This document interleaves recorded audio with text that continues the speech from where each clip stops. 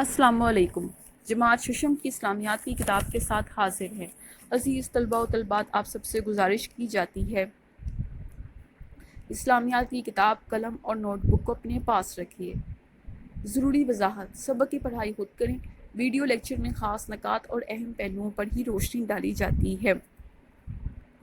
جی، ہمارا آج کا موضوع ہے صلح حدیبیہ۔ 6 ہجری میں مسلمانوں اور کفار مکہ کے درمیان ایک معاہدہ ہوا۔ یہ معاہدہ مکہ مکرمہ اور مدینہ منورہ کے درمیان ایک مقام حدیبیہ پر ہوا۔ اسی وجہ سے تاریخ اسے صلح حدیبیہ کے نام سے یاد کرتی ہے۔ صلح حدیبیہ کا پس منظر یعنی کہ اس کا بیک گراؤنڈ: مسلمانوں کو مدینہ شریف آئے ہوئے 6 برس گزر چکے تھے۔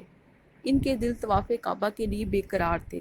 آپ صلی اللہ علیہ وآلہ وسلم کا بھی یہی حال تھا۔ ظہور نبوت کے بعد آپ صلی اللہ علیہ وآلہ وسلم پر مکہ مکرمہ میں گزرے وہ 13 سال اس حال میں تھے کہ کفار مکہ نے ظلم و ستم کی کوئی ایسی تدبیر نہ تھی جو آپ صلی اللہ علیہ وآلہ وسلم پر آزمائی نہ ہو۔ حتیٰ کہ آپ پر ایمان لانے والے صحابہ کرام پر ظلم و ستم کے پہاڑ توڑے گئے اور بالآخر رسول اللہ صلی اللہ علیہ وآلہ وسلم صحابہ کرام کے ساتھ رات کے اندھیرے میں مکہ مکرمہ سے مدینہ شریف ہجرت فرما گئے۔ کفار مکہ نے مدینہ شریف پر بھی آپ صلی اللہ علیہ وآلہ وسلم کا پیچھا نہ چھوڑا اور ہر طرح سے آپ کو تنگ کرنے میں کوئی کسر نہ چھوڑی۔ آپ صلی اللہ علیہ وآلہ وسلم اور صحابہ کرام نے یہ مظالم صرف اللہ کی بزرگی اور کلمہ حق کو بلند کرنے کے لیے برداشت کیے۔ اب ان برگزیدہ ہستیوں کے دل اس کعبۃ اللہ کو دیکھنے کے لیے بے قرار تھے۔ آپ صلی اللہ علیہ وآلہ وسلم نے 6 ہجری میں ایک خواب دیکھا کہ آپ صلی اللہ علیہ وآلہ وسلم صحابہ کرام کے ساتھ خانہ کعبہ کا طواف کر رہے ہیں۔ صحابہ کرام کو آپ صلی اللہ علیہ وآلہ وسلم نے جب یہ خواب سنایا تو وہ اسے غیبی اشارہ سمجھ کر بہت خوش ہوئے۔ آپ صلی اللہ علیہ وآلہ وسلم نے مدینہ منورہ کے ارد گرد کی مسلمان آبادیوں میں اعلان فرمایا کہ جسے بیت اللہ کی زیارت کا شوق ہے وہ سفر کی تیاری شروع کرے۔ یکم ذی القعدہ 6 ہجری میں آپ صلی اللہ علیہ وآلہ وسلم 1400 صحابہ کرام کے ساتھ مکہ مکرمہ کے اس مقدس سفر کے لیے روانہ ہوئے۔ آپ صلی اللہ علیہ وآلہ وسلم نے صحابہ کرام سے فرمایا کہ آپ کے پاس کوئی ہتھیار نہ ہو، صرف تلوار ہو اور وہ بھی نیام اس کے کور کے اندر۔ احرام آپ صلی اللہ علیہ وآلہ وسلم اور صحابہ کرام نے یہیں سے باندھ دیے اور قربانی کے جانور اپنے ساتھ لے لیے تاکہ کفار مکہ کو پتہ چل جائے کہ مسلمان خالصتاً عمرے کی نیت کے ساتھ مکہ مکرمہ کے اس سفر کے لیے روانہ ہوئے ہیں۔ آپ صلی اللہ علیہ وآلہ وسلم نے مکہ مکرمہ جانے کے لیے انجان راستوں کا انتخاب فرمایا۔ حدیبیہ کے مقام پر پہنچ کر کفار مکہ نے آپ صلی اللہ علیہ وآلہ وسلم اور صحابہ کرام کو مکہ مکرمہ کے اندر داخلے کی اجازت نہ دی۔ آپ صلی اللہ علیہ وآلہ وسلم نے جب ان کا یہ رویہ دیکھا تو حضرت عثمان غنی کو قریش مکہ کے پاس بھیجا تاکہ وہ انہیں سمجھائیں۔ حضرت عثمان غنی 3 دن تک جب نہ آئے تو یہ خبر پھیل گئی کہ حضرت عثمان غنی کو شہید کر دیا گیا ہے۔ جب یہ خبر آپ صلی اللہ علیہ وآلہ وسلم تک پہنچی تو آپ کو بہت دکھ ہوا۔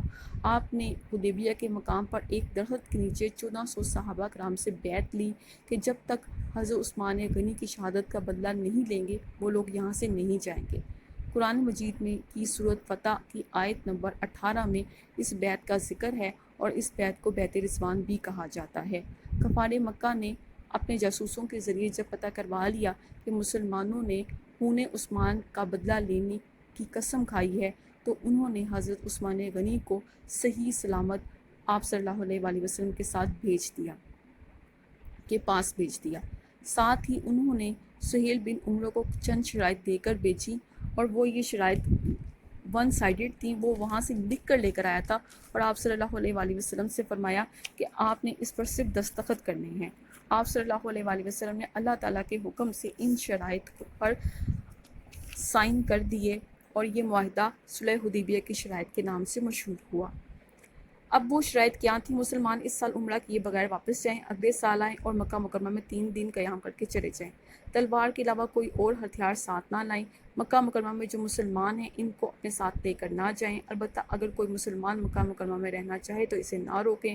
اگر کوئی کافر مسلمان ہو کر مدینہ منورہ جائے گا تو اسے واپس کرنا ہوگا، البتہ اگر کوئی مسلمان مرتد ہو کر مکہ مکرمہ جائے گا تو اسے واپس نہیں کیا جائے گا۔ عرب قبیلے مسلمان یا قریش میں سے جس کے ساتھ معاہدہ کرنا چاہیں وہ آزاد ہیں، اور یہ معاہدہ دونوں فریقوں کے درمیان 10 سال کے لیے ہوگا۔ ان شرائط کو پیش کیا گیا۔ ابھی شرطیں لکھی ہی نہیں گئی تھیں، معاہدہ باقاعدہ طور پر لکھا نہیں گیا تھا کہ حضرت ابو جندل جو کہ سہیل بن عمر کا اپنا بیٹا تھا، آپ صلی اللہ علیہ وآلہ وسلم کی خدمت اقدس میں اس حال میں آیا کہ اس کے پیروں پر زنجیریں تھیں، یہ اسلام قبول کر چکا تھا۔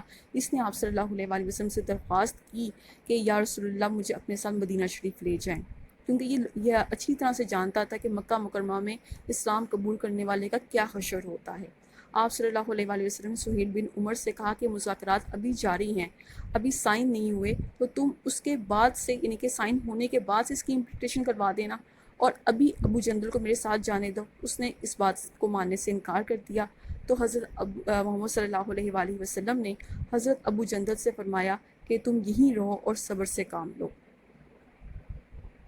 یہ معاہدہ حضرت علی رضی اللہ عنہ نے تحریر فرمایا تھا۔